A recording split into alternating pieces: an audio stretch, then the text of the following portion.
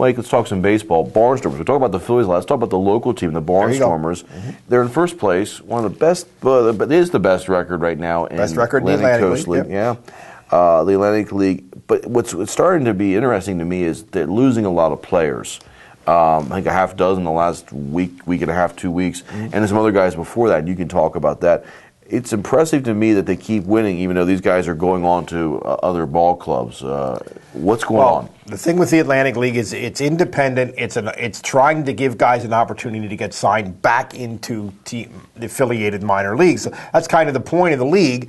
And when you have success and when individual players have success, the major league teams start noticing, you start losing those players. So that's kind of the catch-22 of this league. Of course, the new Barnstormers manager, Butch Hobson, is a veteran of all this stuff. He's known as a guy who has mega connections within baseball, can lose guys and turn over the roster and keep going. And so far, in the short term, he's done that. But they've lost their best starting pitcher, their closer, who had a 0.00 ERA when they lost him, starting shortstop at the beginning of the season in spring training, and then the kid who moved in as their starting shortstop, their everyday catcher.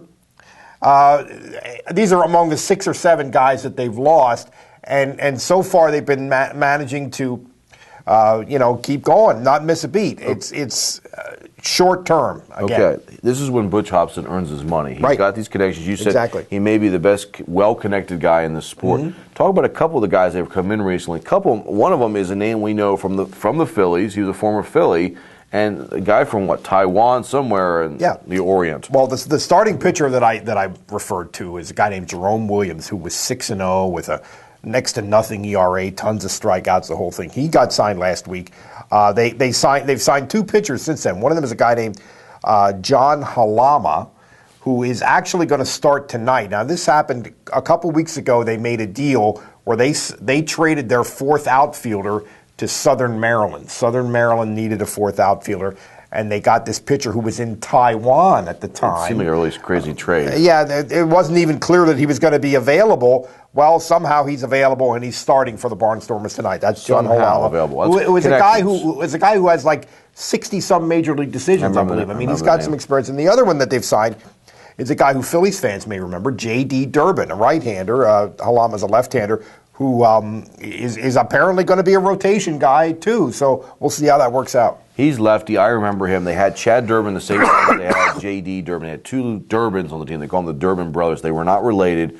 It's not Chad. This is J.D. who left the Phillies, I think, after the 2007 season, before they won the World Series. I think he went to the Reds after that. But was a closer for or not closer, but a relief pitcher for the Phillies. Then he will probably be. Actually, that's right. He probably will be a reliever. But anyway.